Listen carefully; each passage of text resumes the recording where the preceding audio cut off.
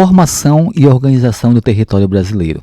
Bem, a formação do nosso território brasileiro é um processo complexo que envolve diferentes fatores ao longo da história, desde a chegada dos primeiros povos indígenas até a colonização portuguesa. E essa expansão territorial ocorreu por meio de conflitos, tratados e processos de ocupação.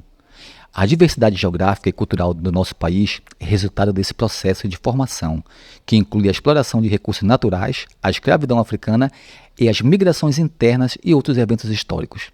Bem, eu sou Heron Rodrigues, apresentador do canal Curiosidade da História. Se não é inscrito no nosso canal, dê essa força para nós, se inscreva no nosso canal, precisamos de vocês para manter o canal vivo e bora pro vídeo.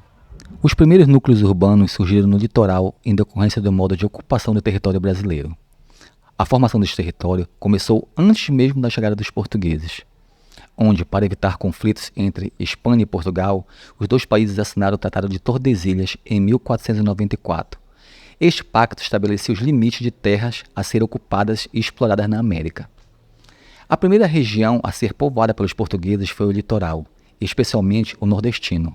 Ali se estabeleceram as plantações de cana-de-açúcar, os engenhos e os portos. E como era o território brasileiro no período colonial? Bem, o Tratado de Tordesilhas obrigava os portugueses a permanecerem no litoral. Com isso, a primeira atividade econômica foi a exploração do pau-brasil e, em seguida, o plantio da cana-de-açúcar. Com a União Ibérica, entre 1580 e 1640, o Tratado de Tordesilhas deixa de ter validade. Desta maneira, os colonos portugueses podem ir para o interior. Com isso, encontraram ouro, pedras preciosas nas regiões onde conhecemos hoje como Mato Grosso, Minas Gerais e Goiás. E com o fim da União Ibérica e o restabelecimento da monarquia em Portugal, os portugueses se expandem para o sul e fundam a colônia do Sacramento em 1680, a fim de resguardar aquelas terras. Os espanhóis responderam criando os 7 povos das missões, onde os jesuítas e os índios guaranis viveram.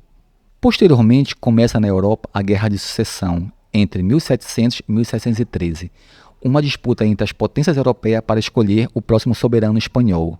Esta briga se refletia também nas colônias americanas e mudaria os limites do Brasil. E com o fim do conflito é assinado o Tratado de Utrecht, o qual estabelecia as fronteiras entre o Brasil e a Guiana Francesa. O Amapá, disputado entre França e Portugal, foi reconhecido como território português. A colônia do Sacramento foi entregue à Espanha e a área ocupada pelos 7 povos das missões foi cedida a Portugal. E como se deu a formação do território do Brasil no século XIX? Com a vinda da corte portuguesa para o Rio de Janeiro, o território do Brasil sofreu novas alterações. A atividade mineradora perdeu força e o café passou a ser a principal atividade de exportação do Brasil. Com isso, os estados como Minas Gerais, Rio de Janeiro e São Paulo ganharam importância. A banda oriental do Uruguai foi incorporada ao Brasil como uma província da Cisplatina e a Guiana Francesa foi ocupada militarmente. Já em 1817, o Brasil deixa a Guiana Francesa, mas obtém o reconhecimento da posse da foz do rio Amazonas. Após a independência, porém, as províncias unidas do Rio da Prata alegam que a área da Cisplatina lhe pertencia. E tem início a Guerra da Cisplatina entre 1825 e 1828. A solução é a criação do Estado independente, a República Oriental do Uruguai. Nesta época, se resiste à criação das províncias de Alagoas em 1817, Sergipe em 1820, Amazonas em 1850 e Paraná em 1853. E como se deu a organização do território brasileiro já no século XX? Com a proclamação da República em 1889, as províncias passaram a se denominar estados. O Brasil aumentou de tamanho durante o século XX. A França alegava que parte do Amapá lhe pertencia, pois não reconhecia o rio Iapoque como fronteira. E em maio de 1900, após disputas diplomáticas lideradas pelo Barão do Rio Branco, a questão foi resolvida a favor do Brasil. E uma faixa de terra de 250 mil km² foi incorporada ao estado do Pará. E, no entanto, o principal conflito territorial foi registrado com a Bolívia. Ambos os países se enfrentaram pela região onde atualmente é o estado do Acre. O confronto deu origem à Revolução Acreana e terminou com a incorporação destas terras pelo Brasil, através do Tratado de Petrópolis. A Bolívia foi indenizada e a ferrovia Madeira-Mamoré foi construída.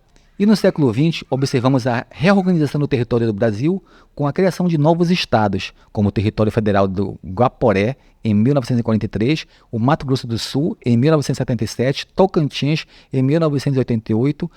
Isso respondia ao crescimento da população e também tinha o objetivo de melhorar a administração local. E o território federal do Guaporé passou a ser o estado de Rondônia, em 1982.